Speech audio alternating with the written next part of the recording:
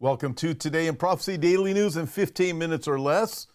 News with the perspective of the Bible. Well, let's roll. Several different things. Weakened Iran could hit back with a nuclear bomb, Trump has been told by the White House. And the new Syrian government forbids Iranian planes in its airspace. Netanyahu is to skip the Holocaust Memorial in Poland due to the threat of him being arrested by Poland. But let's start here with the first story. Social media giants to use facial checks to bar underage users. Continues, Watchdog will make apps use facial recognition and other age checks to identify children. Social media firms will use this to drive out underage children from their sites under plans to be announced next month by Ofcom. So you look at this, and so on the surface, this sounds great. If you have kids, they've been affected by social media, probably in a very negative way. And you start looking, you're going, okay, this sounds great. And of course, this is a watchdog that is saying, hey, this has to happen. Kids can't go on this. I guarantee you, it's only a matter of time. Listen, this is just an open door, only a matter of time before people start to get past the, oh, this is great, this is wonderful for our kids. Understand what's going to happen with this. It means they're going to have all of your kids' facial recognition if they don't already have it. So that's number one. They're going to have all of that. And then parents undoubtedly will say, wow, this is so much better. What else can we do? We need to do whatever it is to guarantee peace and safety. Now we've got this under control. Let's get this under control. And what are they doing? Facial recognition, technology. Everybody's in a database. And it's just, we're just being groomed along. The whole world is to come to this place of saying, this is wonderful. I can't wait till we have the world leader that says, hey, I will guarantee you peace and safety. All you got to do is just receive the mark that I'm going to make sure that you have on your right hand or forehead. No one can steal your identity. Everything's going to be good. We won't have terrorism attacks anymore.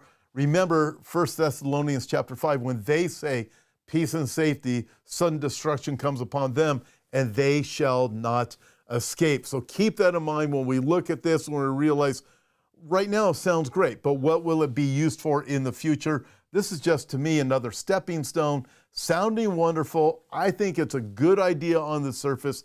You don't want kids going to social media. Has really messed up an entire generation, and even adults now.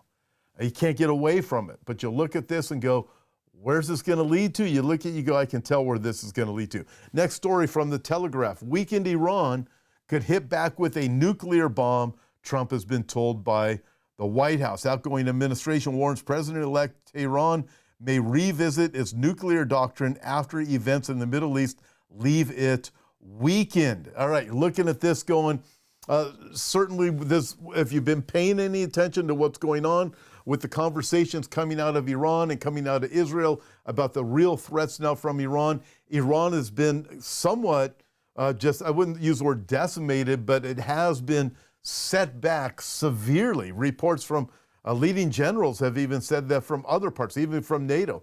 Iran has taken a serious blow, not just to Hamas and Hezbollah, but also to themselves.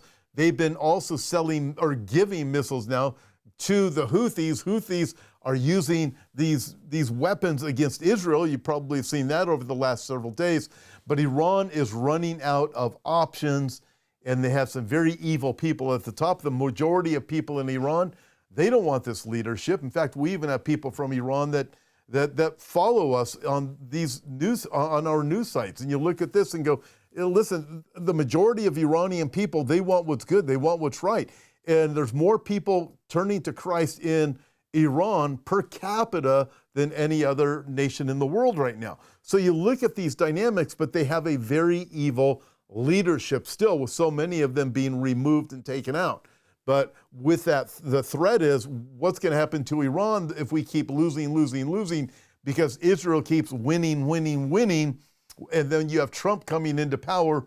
What is Iran's next step? So the threat now is Iran is going to it's like their last resort. We're going to have to use our nukes.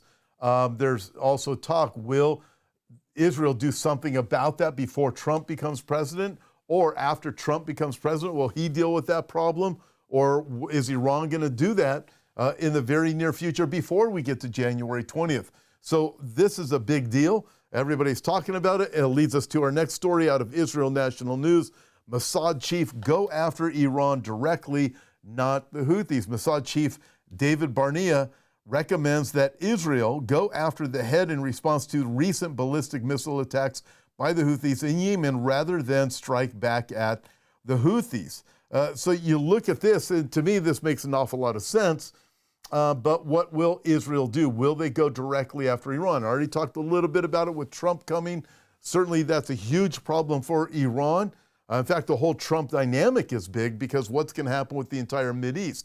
The Abraham Accords are going to get restarted, normalization agreements, although the Abraham Accords never went away. But you can see Saudi Arabia having a much more influential position in the not too distant future once Trump becomes president. I shouldn't say much more influential position.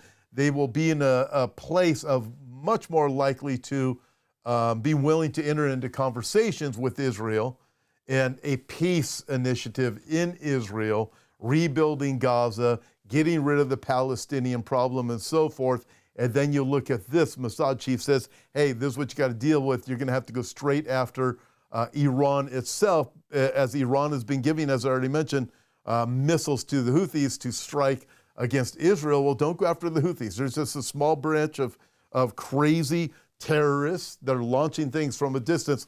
Go after Iran. Iran is the problem. So Iran knows this. Will Israel strike against us? Will Trump do something?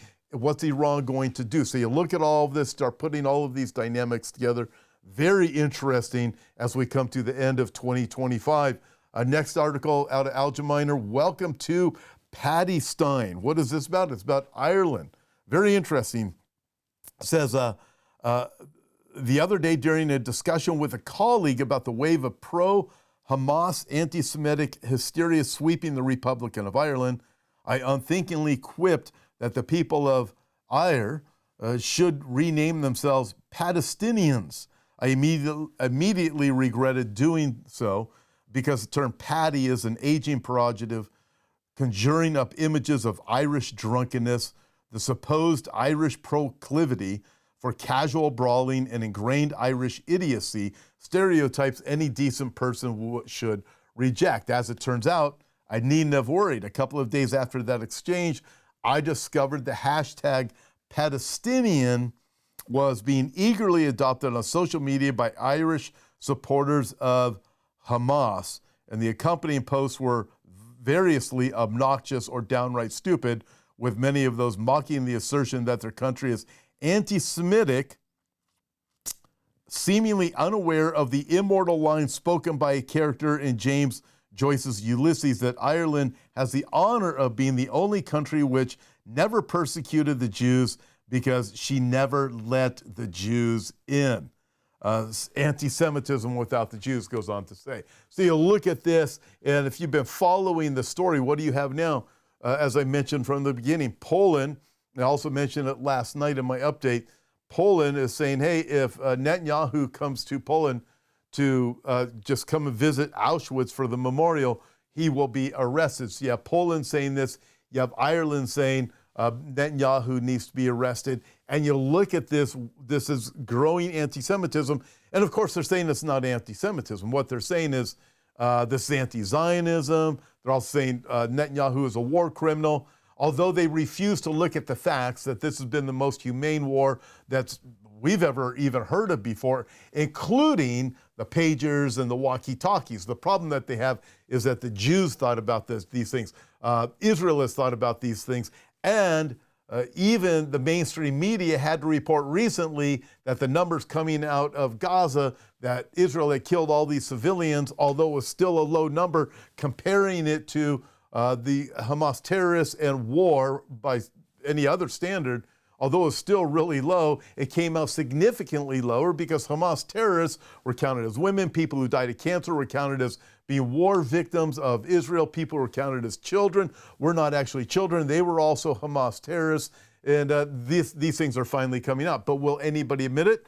Certainly not Ireland, certainly not Poland, and what do you see? It's just this continuation of these lies. Moving on from there, World Israel News says new Syrian government forbids Iranian planes in its airspace. What is this about? I'll tell you what it's about. Remember, the enemy of my enemy is my friend, right? So you have the Sunnis, you have the Shiites, you have the different sects of Islam, and even within the Sunnis and the Shiites, you still have the tribal warfare that takes place between the leaders or families that have grown throughout the centuries in these areas, between the Sunnis and between the Shiites and between each other. So you have all of the infighting, but the enemy is my friend. Listen, they're still willing to be friends with each other as long as they both hate on Israel at the same time. But nevertheless, in this case, starting to make themselves very clear, the rebels are. The new regime in Syria under Abu Muhammad al-Jalani has declared that it will not permit Iranian planes to enter its airspace, according to Waila. Initially, the decision was limited to planes used for military purposes, such as transferring weapons or moving troops. However, it became evident that the ban extended to all Iranian aircraft. Security sources say this is the most decisive declaration by Syria's independence and repudiation of the axis of evil headed by Iran. Iranian airplanes require access to Syrian airspace to transport supplies to terror proxies such as Hezbollah and in Lebanon. As a result, Hezbollah is likely to have difficulty replenishing its military supplies, and Iran will be encumbered in its ability to transport weapons, ammunition, and terrorist recruits throughout the Middle East. Israeli officials see this as a welcome development, but still expresses caution given the new regime's as yet ambiguous position on Israel. All right, so you look at this. So Israel is saying maybe this is a good thing. Listen, this rebel group headed by al-Jalani has already said we're going to come after the Jews and we're going to come for Jerusalem. They've already made that clear. They've already been going after the Christian communities in Syria. It's also the Druze who have said, hey, we want to be part of the Israeli territory. We don't want to be part of this Syrian regime that's in here. So they understand this dynamic. Again, you got to look at it from the Shiite Sunni perspective. Iranians being Shiite. And then you start to put this into that category. On the one hand, you can say, okay, this is great because weapons aren't going to go from Iran to Hezbollah. Listen, it definitely puts Iran in a very interesting position, to say the least. Hence, one of the reasons why Iran might be saying, hey, we really need to work with the Houthis down in Yemen a lot more than we have been, supplying them with even more than we were. Maybe instead, since we can't get them in Hezbollah, let's send them down south. But it's an interesting dynamic, a position that Iran is in. But again, it's understanding it under the position of the Shiite and the Sunni Muslims. And even with that, you have infighting. Very fascinating, but that is an extremely volatile part of the world right there in Syria right now. If I was Israel, I wouldn't be trusting any of them. And then, as I mentioned already, Netanyahu to skip Holocaust Memorial in Poland due to the ICC warrant. I talked about that a little bit in my last night, my update on Sunday night. Already talked a little bit about it right now. So let's move on to the last story. World Israel News. Curves to Netanyahu and Trump. The clock is ticking. The Kurdish people, a nation of 45 to 50 million people, spread across Iran, Iraq, Syria, and Turkey, have long been stateless. As indigenous people of the Middle East, their struggle for autonomy is rooted in their history, culture, and values. Despite decades of oppression, the Kurds have emerged as a vital democratic force in one of the world's most volatile groups. You look at this with the Kurds, you're wondering, what are they saying? It's like, look, the clock is ticking. You guys have got to do something. This whole area is in all kinds of trouble. The upheaval in Syria, this thing is volatile. You've got to get with this. You got to get with it now. Again, we have the Druze saying we want to be part of Israeli territory. Let me tell you, friends, as we look at things, we're coming up on the end of 2024. 2025 is just a week away. Listen, keep looking up because your redemption draws near. Remember that. I want to wish you a Merry Christmas. Yes, I don't celebrate a pagan holiday. I celebrate the birth of my Savior. And join me in Huntington Beach and Lee Brainerd with Pastor Joe Pettick on New Year's Eve, December 31, Calvary Chapel of the Harbor. God bless you guys.